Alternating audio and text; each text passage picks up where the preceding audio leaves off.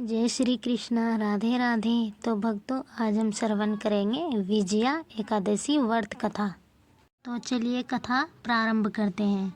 युधिष्ठिर बोले, फाल्गुन की कृष्ण पक्ष एकादशी का क्या नाम है, सो कृपा करके मुझे समझाइए। श्री कृष्ण बोले, हे राजेंद्र, इसका नाम विजया है। यह व्रत करने वालों को सदा विजय देने वाली है। पापों को हरने वाली उत्तम कथा को मैं कहता हूँ, उसे सुनो।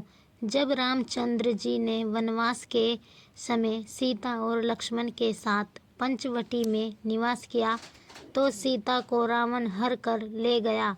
उस दुख से रामचंद्र जी बहुत संतप्त हुए। वन में भ्रमण करते हुए आसन्न मृत्यु जटायु को देखा और कंबंद नामक दैत्य को मारा। रामचंद्र जी से सीता जी का वृत्तांत कहकर जटायु भी मर गया। फिर सुग्रीव से राम जी की मित्रता हो गई और बंदरों की सेना इकट्ठी हुई। फिर हनुमान ने अशोक वाटिका में जानकी जी को देखा। राम जी की अंगूठी सीता को देकर बड़ा काम किया। फिर लौटकर सीता का सब वृत्तांत सुनाया। तब राम जी ने सुग्रीव की सलाह से लंका को प्रस्थान किया। वानरों के साथ समुद्र तट पर जाकर राम जी अथाह समुद्र को देखकर आश्चर्य करने लगे और लक्ष्मण जी से बोले, हे सौमित्र, किस पुण्य से समुद्र को पार किया जाए, क्योंकि मगर और मछलियों से भरा हुआ यह सागर अथाह जल से परिपूर्ण है। मैं ऐसा उपाय नहीं देखता जिससे सुख से पार जा सके। लक्ष्मण जी बोले, हे पुराण पुरुषोत्तम, आप आदि देव हैं। इस द्वीप में एक दाल्यभ्य मुनि रहते हैं। यहाँ से उनका आश्रम 2 कोस है। हे राजेंद्र, उन्हीं श्रेष्ठ ऋषि से पूछिए। लक्ष्मण जी के इस सुंदर वचन को सुनकर राम जी एक दालभ्य मुनि के दर्शन के लिए गए। दूसरे विष्णु के समान बैठे हुए मुनि को रामचंद्र जी ने सिर से प्रणाम किया। तब रामचंद्र जी को पुराण पुरुषोत्तम जानकर मुनि यह समझ गए कि किस कारण ये इन्होंने मनुष्य देह धारण किया है। फिर ऋषि बोले, हे राम, तुम कहाँ से आए हो? राम जी बोले, हे मुनि, मैं लंका जीतने को अपनी सेना लेकर समुद्र तट पर आया हूँ।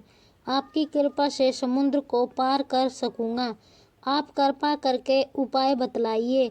मुनि बोले, हे राम, मैं सब व्रतों में उत्तम व्रत कहूँगा, जिसके करने से तुम्हारी शीघ्र विजय हो जाएगी और राक्षसों सहित लंका को जीतकर विशेष कीर्ति होगी। तुम एकाग्रमन से इस व्रत को करो। फाल्गुन के कृष्ण पक्ष में विजया नाम की एकादशी होती है।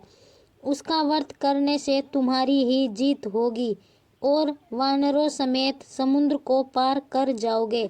इस व्रत की फलदायक विधि को सुनो। दशमी के दिन सोना, चांदी, तांबा अथवा मिट्टी का कलश बनवाएं। स्थाली मंडल के ऊपर सप्त धान्य रखकर उसके ऊपर जल से भरा हुआ कलश रखें। उसमें पंचपल्लव रखकर कलश के ऊपर सकोरे में जो रखें, उसके ऊपर सुवर्ण की बनी हुई नारायण की प्रतिमा स्थापित करें। एकादशी के दिन प्रातःकाल स्नान करें। कलश के ऊपर नारियल रखकर नारायण की मूर्ति का कंद, धूप, दीप, अनेक प्रकार की नैवेद्य और अनार से भक्ति भाव से पूजन करें और दिन को व्यतीत करें।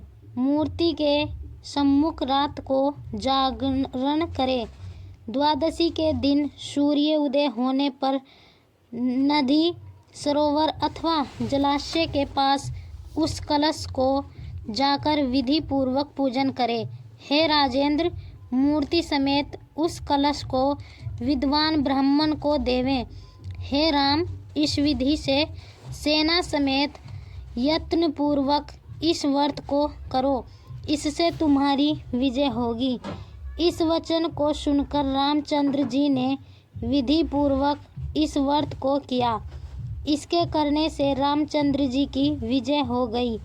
हे राजन, इस विधि से जो मनुष्य इस व्रत को करेंगे उसकी इस लोक में और परलोक में सदा विजय होगी। तो भक्तों, यह थी विजया एकादशी की व्रत कथा।